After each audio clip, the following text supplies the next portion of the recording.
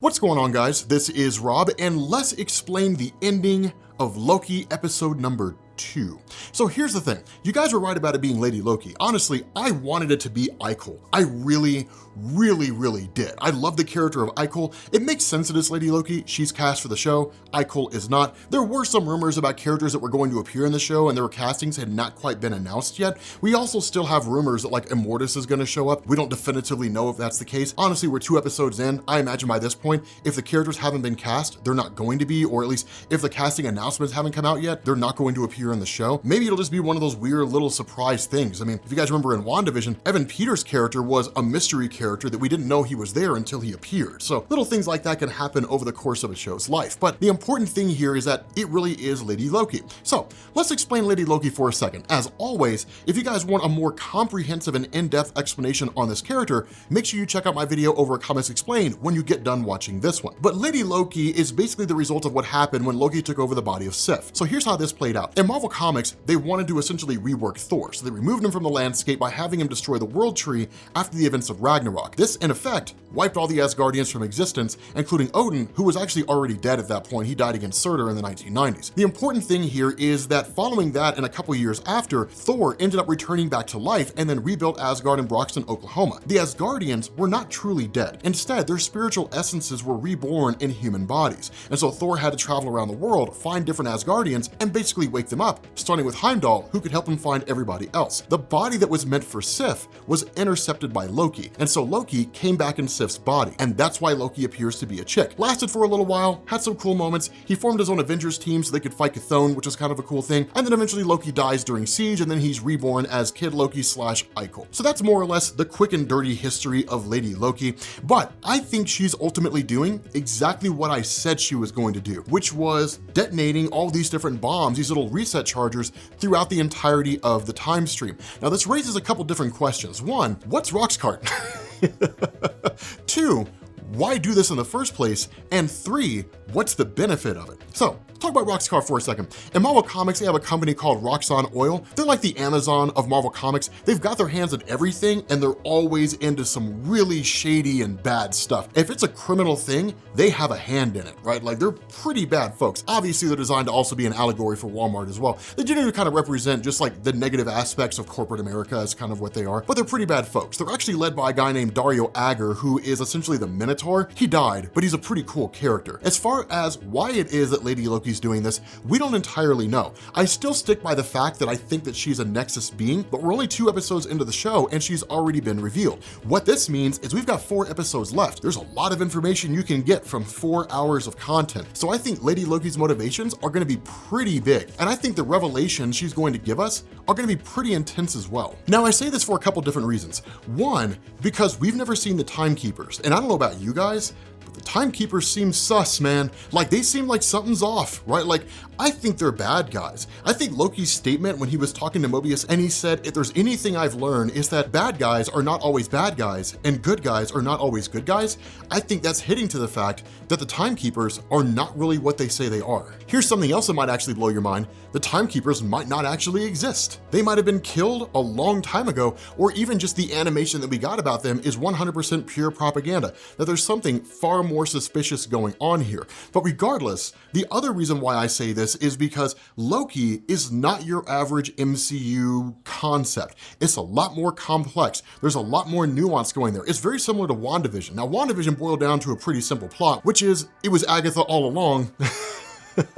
But also, I think Loki is going to give us this real first indication where we actually see a show that's as complicated as the main character itself. Loki's a very complex character and giving us this kind of total shift from the character that we're used to where he's just causing mischief and invading New York and working for Thanos and pissed off at his family, that instead there's a lot more going on because the Loki show is nothing else if not a redemption arc for the character of Loki Laufeyson. So it's cool to see this happen. And so I think that there's going to be some huge revelations that come out with what's going on with Lady Loki. And I think one of the things that we're going to learn here is that the Time Variance Authority are actually the bad guys. They don't know they're the bad guys. They're following the direction of the Timekeepers. But if I give you a series of evil orders and you follow those, not knowing that they're evil, then they're still evil. you're still a bad guy.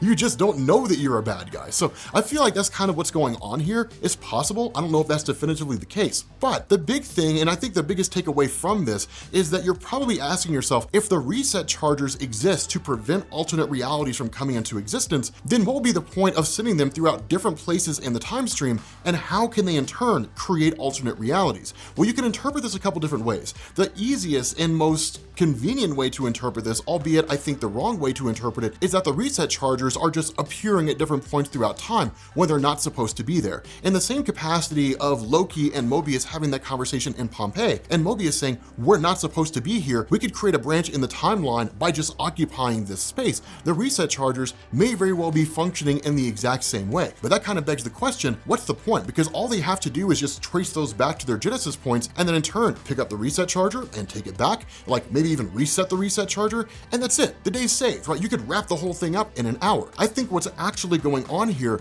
is the reset chargers are going back in time and resetting pivotal points throughout the time stream. What do you think would happen if the reset charger went back in time and landed in the room when Steve Rogers was first being exposed to the super soldier serum and they were all obliterated from existence, and Steve Rogers never became Captain America? What if Peter Parker never became Spider-Man? What if Tony Stark never became Iron Man? And that's just Earth, right? The Avengers never formed. There's no one there to stop Thanos from showing up on Earth and taking the Infinity Stone, or possibly invading Asgard. Any number of things could happen, but these are now all alternate realities that take place. An alternate reality where Tony Stark doesn't exist, where Steve Rogers doesn't exist, where Peter Parker doesn't exist. An alternate reality where Scarlet Witch's powers are never woken up, and Wanda Maximoff just stays some crazy revolutionary in Sokovia, and that's it. A reality where her brother never died. These are now all alternate universes because those critical moments in time were altered, they were adjusted, they were erased from existence. And so because of that, things start branching off and start going crazy.